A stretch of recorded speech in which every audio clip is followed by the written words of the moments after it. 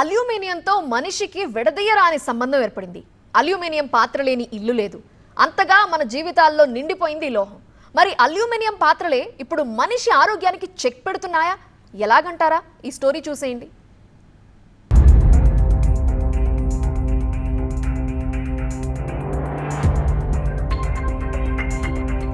200 ఏళ్ల క్రితం డెన్మార్క్ శాస్త్రవేత్త హన్స్ క్రిస్టియన్ ఆర్స్టెడ్ ఈ లోహాన్ని కనిపెట్టాడు. అప్పట్లో ఇది బంగారం కంటే ఎక్కువ ధర పలికింది. ఎప్పుడైతే పారిశ్రామికంగా ఉత్పత్తి చేయడం ప్రారంభించారో ఈ లోహం ధర తగ్గిపోయింది. ఎంతగా అంటే అల్యూమినియం దెబ్బకి మట్టి, ఇత్తడి, కంచు, రాగి పాత్రలు కనుమరుగయ్యాయి. భూమిలో విస్తారంగా లభించే లోహాల్లో అల్యూమినియం 3వ స్థానంలో ఉంది.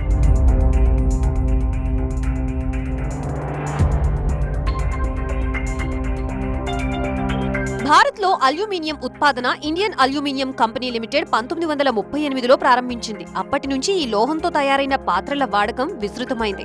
దేశంలో ఈ లోహంతో చేసిన పాత్రలు సామాన్యుల వంట పాత్రగా పేరు పొందాయి. ప్రస్తుతం అల్యూమినియంతో తయారైన ఏదో ఒక పాత్ర ఉండని ఇల్లు లేదు. ఈ పాత్రల్లో వండిన ఆహారంలోకి అతి సూక్ష్మ మోతాదుల్లో అల్యూమినియం చేరిపోతోంది. తరచుగా ఈ ఆహార పాత్రలో వండిన ఆహారం తిన్నవారి శరీరాల్లోకి ఈ లోహం ప్రవేశించి అనారోగ్యం కలిగిస్తోంది. సపోజ్ పారాసెటమాల్ ఉంటుంది, ఒక 500 mg డైలీ తీసుకుంటున్నాం. సేమ్ ఒక నెల తీసుకుంటే ఏం కాదు, బట్ 60 టాబ్లెట్స్ వన్ సడన్ తీసుకుంటే ఏమవుతుంది? కష్టమవుతుంది. So this is the accumulative process అన్నమాట. ఆ బాడీ కెనాట్ హ్యాండిల్ దట్. అందరు చెప్పారు ఇంతనే ఉంది కదా, ఇంత ఇంత ఇంత ఇంత కలిసి సముద్రం అవుతుంది. ఈ లోహం ప్రత్యక్షంగా గాని శరీర నిర్మాణ పోషణ ప్రక్రియలో గాని ఏ విధంగా ఉపకరించదు. కడుపులోకి వెళ్లిన అల్యూమినియంలో 0.01% నుంచి 1% వరకు జీర్ణకోశంలోకి చేరుతుంది. శరీరంలో పేరుకుపోయిన ఈ లోహం మూత్రపిండాలు మూత్ర విసర్జనలో తొలగించబడతాయి. బ్రిటిషర్స్ మన భారతీయుల మీద ఎక్కువ హింస చేయడానికి, ఏమీ మందుగుండు లేకుండా ఎలాంటిది లేకుండా చంపడానికి అల్యూమినియం పాత్రల్లో వంట వండి ఖైదీలకు దాంట్లో పెట్టేవాళ్ళు. అదే ఇప్పటికీ జైలులో కూడా ఆచరిస్తున్నారు. అల్యూమినియం పాత్రలలోనే వండుతున్నారు. అది చాలా హానికరమైనటువంటిది. అంటే రోజు ఇంత విషం ఇస్తూ పోతే విషకన్యలు ఎట్లా తయారవుతున్నారో ఆ విధంగా మనిషి లోపల ఫ్రస్ట్రేషను, కోపము, ద్వేషము, ఇతరులను చూస్తేనే ఓర్చుకోలేనితనము ఇవన్నీ స్టార్ట్ అవుతాయి అల్యూమినియంలో తింటే. కాబట్టి ఇటువంటి దాన్ని సాధ్యమైనంత వరకు తగ్గించడం మంచిది. గవర్నమెంట్ కూడా అల్యూమినియం పాత్రలు కాకుండా ఇత్తడికి, రాగికి గవర్నమెంట్ సబ్సిడీ ఇస్తే, సెంట్రల్ గవర్నమెంట్ వంట పాత్రలకు వాటికి గృహిణులందరూ వెళ్ళేసి తీసుకుంటారు. మనిషి వారానికి వారి శరీర బరువులో అల్యూమినియం ప్రతి కిలోకి 2 మిల్లీగ్రాములు మించవద్దని ఐక్యరాజ్య సమితి సంస్థ FAO వెల్లడించింది. పరిమితిని మించి ఈ లోహం శరీరంలోకి ప్రవేశిస్తే ఆరోగ్యానికి భంగకరమే అంటోంది. అల్యూమినియం లోహానికి శరీర కణజాల్లో పేరుకునే స్వభావం ఉండటంతో ఎముకలు, మెదడు వంటి అవయవాలు దెబ్బతినే ప్రమాదం ఉంది. ముఖ్యంగా కిడ్నీ జబ్బుతో బాధపడే వారిలో ఈ లోహం విసర్జన పూర్తి స్థాయిలో జరగదు. మనకి యుబిక్విటస్ అంటే అన్ని చోట్ల ఉండింది. మనము గాలిలో, నీటిలో, మనం వాడే పదార్థాలలో, తినే తిండిలో, ఈవెన్ మనం వేసుకునే డ్రగ్స్లో కూడా ఈ యొక్క అల్యూమినియం అనేది చాలా విరివిగా అవైలబుల్ ఉండింది. యాక్చువల్గా FDA కూడా దీనివల్ల పెద్దగా ఇబ్బంది ఏమీ లేదు ఈ పర్టికులర్ మెటల్ వల్ల అని రికగ్నైజ్ చేసింది. సో దానివల్ల దీన్ని ఏంటంటే చాలా విరివిగా అవసరం ఉన్న ప్రతి చోట వాడుతున్నారు. కాబట్టి ఏమవుతుందంటే ఇది మన యొక్క డే ఇన్ అండ్ డే అవుట్లో అల్యూమినియం కూడా ఒక మనతో పాటే నడుస్తుండింది. సో ఈ మధ్య మనం తెలుసుకుంటుంది ఏంటంటే ఎక్కువగా అల్యూమినియం యూజ్ చేయడం వల్ల కొన్ని రకాల హెల్త్ రిలేటెడ్ ఇష్యూస్ వస్తున్నాయనే విషయం మనకి ఈ మధ్య రీసెర్చ్లో బయటపడింది. ఎలా అనంటే ఈ అల్యూమినియం మన బాడీలో ఉండాల్సిన మోతాదు కన్నా చాలా ఎక్కువగా ఉంటుందని, ఆ ఎక్కువగా ఉన్న మోతాదుల వల్ల బాడీలో ఉన్న పలు ఆర్గాన్స్ని అది ఎఫెక్ట్ చేస్తుందనే విషయం తెలుస్తుండింది.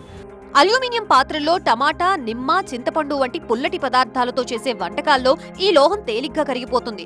ఇనుము, మెగ్నీషియం, కాల్షియం వంటి మూలకాలు శరీర నిర్మాణ ప్రక్రియకి అవసరం. శరీరంలో పేరుకుపోయిన అల్యూమినియం దేహానికి అవసరమైన మూలకాలను నిరోధిస్తుంది. ఫలితంగా రక్తహీనత, ఎముకల మెత్తబడటం, డయాలసిస్ ఎన్కెఫలోపతి అనే నాడీ మండల వ్యాధికి కారణమవుతుంది.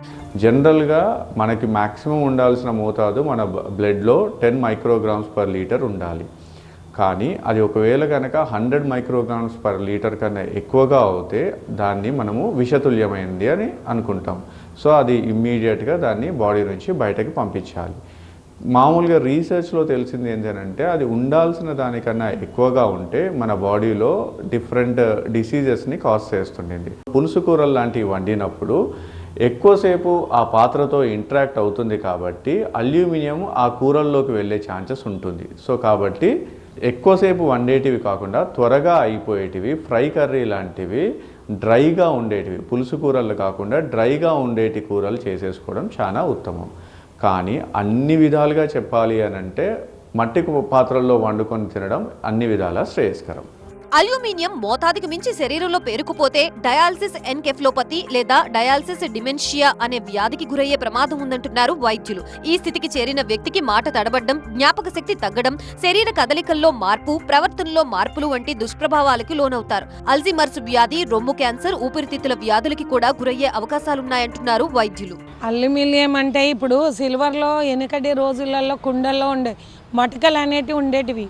మటకలలో ఉండేవాళ్ళు మళ్ళీ ఇప్పుడు సిల్వర్, ఎందుకంటే అది తక్కువ రేట్లో ఉంటుంది.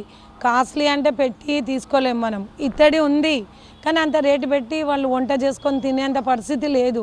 ఈ రోజులలో అయితే రైస్ కుక్కర్లు వచ్చాయి. ప్లస్ ఇప్పుడు సిల్వర్ అంటే ఇక దాన్ని ఇప్పుడు ప్రస్తుతానికైతే వాటిలలోనే వండుకొని తింటున్నాం. అదే అనుకూలంగా అంటే అదే ఉంది. ఇప్పుడు మనకి అంత రేట్లు పెట్టలేము కదా. ఇత్తడి కానీ రాగి కానీ అలాంటి పాత్రలలో వండుకునే వాళ్ళు ఇప్పుడు అయితే చాలా తక్కువ.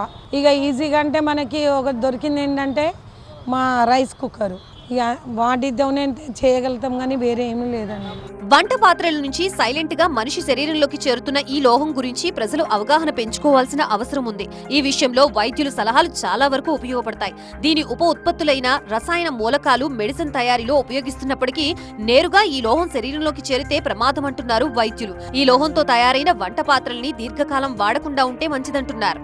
మన భారతదేశంలో చూసుకుంటే వంటింట్లో మాత్రం అల్యూమినియం పాత్రలు అనేవి ఒక భాగంగా మారిపోయాయి. కానీ వైద్యులు మాత్రం అల్యూమినియం పాత్రలు వండిన వంట తింటే మాత్రం తీవ్ర ఆరోగ్య సమస్యలు వస్తాయని హెచ్చరిస్తున్నారు. ఎందుకంటే తల్లి గర్భంలో శిశువు ఉన్నప్పుడు తల్లి తీసుకున్న ఆహారం ద్వారానే తల్లి గర్భంలో శిశువుకి ఈ అల్యూమినియం అనే స్థాయి వెళ్తుంది. అప్పటి నుంచి కూడా మానవ శరీరంలో అల్యూమినియం అనేది ఇప్పటివరకు కూడా చేరుతుండడం వల్ల మానవులకు ముఖ్యంగా అల్యూమినియం అనేది మన మానవ శరీరంలో అధిక మోతాదులో ఉండడం వల్ల ముఖ్యంగా ఆరోగ్య సమస్యలు ఎక్కువ అవుతున్నాయని వైద్యులు హెచ్చరిస్తున్నారు. ముఖ్యంగా అల్యూమినియంలో వండిన వంట పదార్థాలను తినకపోవడమే ఉత్తమని వైద్యులు హెచ్చరిస్తున్నారు. కెమెరా పర్సన్ వెంకట్తో శ్రీధర్, TV9 హైదరాబాద్.